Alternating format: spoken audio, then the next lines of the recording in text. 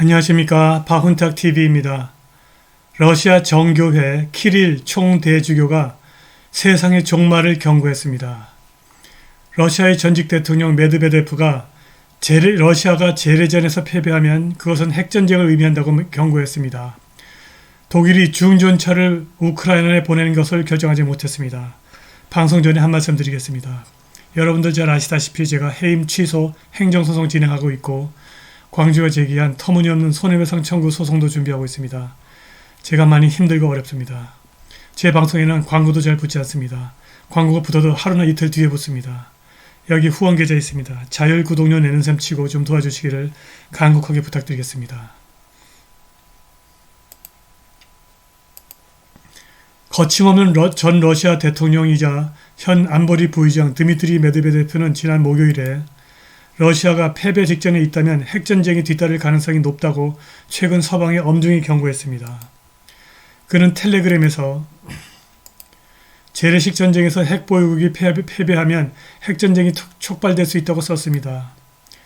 푸틴보다 온건하다고 알려진 전직 대통령 메드베데프가 핵보유국은 그들의 운명이 달려있는 주요 분쟁에서 결코 패한 적이 없다고 덧붙였습니다. 메드베데프의 이러한 발언은 금요일 독일 램스타인 공군기지에서 열릴 서방 국방 지도자들의 주요 회의에 대한 반응으로 나온 것입니다. 금요일 램스타인 회의에서 나토 50개국 안보 지도자들이 우크라이나에 대한 중무기와 타격 시스템 공급뿐만이 아니라 새로운 전술과 전략을 토론하고 합의를 도출할 예정입니다. 토론의 중심은 중전차와 장거리 미사일 시스템을 제공할지 여부이며 젤렌스키의 하늘을 닿는 데 도움을 달라는 끈질긴 요청을 감안할 때 항공기 문제도 있습니다. 적어도 한 저명한 국제매체에 따르면 크렘린이 메드베데프의 극도로 도발적인 핵발언을 지지했습니다. 크렘린궁은 메드베데프의 발언이 모스크바의 원칙에 완전히 부합한다고 말하면서 신속하게 지지를 선언했습니다. 모스크바의 독트린은 재래식 무기를 사용하는 러시아 연방에 대한 공격으로 국가의 존립 자체가 위협을 받을 때 핵공격을 허용합니다. 이러한 새로운 심각한 경고에도 불구하고 우크라이나에 중전차가 필요하다는 서방 강대국 사이 합의가 증가하고 있습니다. 보리스 피스토리우스 신임 독일 국방장관이 취임한 후 모든 시선은 워싱턴과 베를린에 쏠려 있습니다. 로이드 오스틴 미 국방장관은 새 독일 국방장관과 회담에서 베를린이 여전히 워싱턴이 가장 중요한 동맹국 중 하나라면서 우크라이나의 자위권을 강화하기 위해서 모든 일에 대해 독일 정부에 감사하고 싶다고 말했습니다. 나토의 옌 스톨텐버그 사무총장은 목요일 우크라이나 전쟁에 대해서 말하면서 우리 무기는 평화로 가는 길이라고 말해 우크라이나에 대한 무기 지원을 강조했습니다. 이렇게 되자 러시아 정교회의 수장이 그들의 가치를 강요하려는 미친 사람이 러시아를 파괴하려는 시도는 세계의 종말로 이어질 것이라고 경고했습니다. 러시아 정교회 키릴 총대주교는 정교회 기독교 축일 주현절을 기념하는 예배 이후 이러한 논평을 했습니다.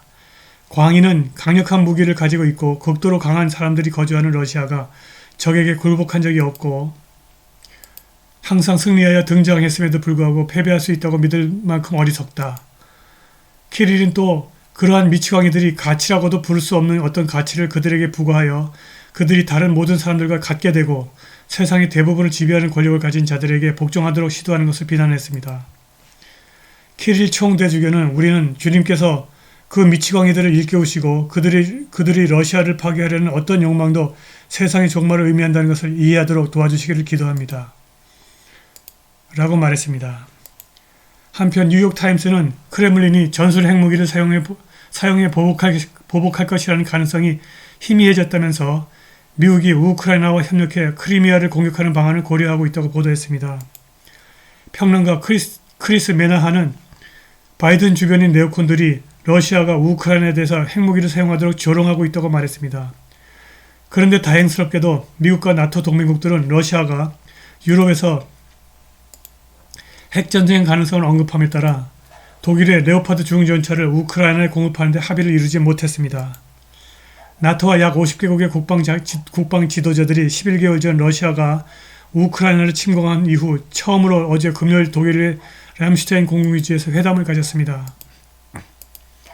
회의에 참석한 유럽 지도자들은 결정이 내려지지는 않았으나 독일제 레오파드2 전차를 우크라이나에 인도하여 모스크바군을 격퇴할 것을 승인하라고 독일을 압박했습니다.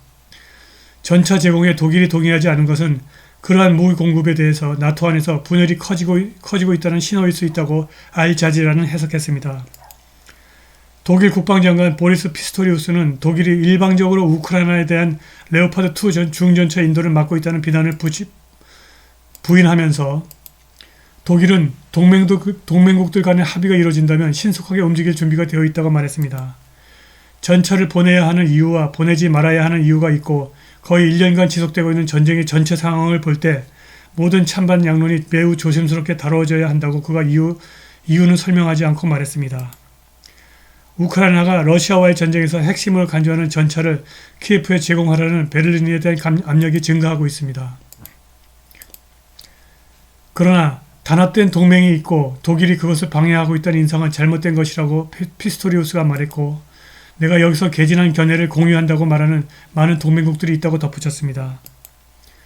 피스토리우스는 레오파드 전차를 보낼지 여부에 대해서 아직 결정이 내려지지 않았으나 우리는 가능한 빨리 우리 결정을 보게 될 것이라고 말했고 나는 결정이 단기에 내려질 것이라 확신하지만 그 결정이 어떤 것인지 모른다고 말했습니다. 한편 러시아는 우크라이나에 전차를 공급하는 서방이 전쟁의 진로를 바꾸지 않을 것이며 키예프의 동맹국들은 그러한 움직임이 전장에서 승리할 것이라는 그들의 망상을 후회할 것이라고 전해 말했습니다. 드미트리 페스코프 크렘린궁 대변인은 기자들에게 우리는 그러한 공급이 근본적으로 아무것도 바꾸지 않을 것이지만 우크라이나와 우크라이나 국민에게 문제를 더할 것이라고 반복해서 말했다고 말했습니다. 우크라이나에 대한 더 발전된 무기 공급이 갈등의 고조, 에스컬레이션을 의미하느냐는 질문에 페스코프는 우리는 이 분쟁에서 나토 국가들이 간접적으로 때로는 직접적으로 개입하는 것을 보고 있다. 우리는 우크라이나가 전장에서 성공할 수 있다는 극적인 망상에 헌신하는 것을 본다. 이것은 한 번 이상 후회할 서구 공동체의 극적인 망상이다 라고 대답했습니다. 페스코프는 갈등의 에스컬레이션을 막으려면 우크라이나 침공 직전 2021년 말에 러시아가 발표한 전략적 우려에 주의를 기울여야 한다고 말했습니다. 2022년 2월 24일 침공을 시작하기 전 모스크바는 지역의 안보를 약화시킨 나토를 비난하고 미국에게 안보 요구 목록을 보냈습니다. 여기서 러시아는 우크라이나와 구소련 국가들의 나토 가입 금지를 요청했고 나토에게 동유럽에서의 활동을 축소할 것을 촉구했습니다. 이에 대해 키예프와 서방 국가들은 이것이 우크라이나에서 러시아의 제국적 토지 수탈에 대한 근거 없는 구실이라고 말했습니다. 젤렌스키는 금요일 서방이 우크라이나에 전투용 탱크를 제공하는 것 외에는 대안이 없다면서 이 모든 것에서 강조할 가치가 있는 유일한 것은 배송 시간이다. 각 조치는 우리의 방어를 위해서 가능한 빨리 수행되어야 한다고 말했습니다. 람슈타인 회담에서 오스틴 미 국방장관은 러시아는 재집결, 모집, 재정비를 시도하고 있다고 말했고 지금은 속도를 늦출 때가 아니다.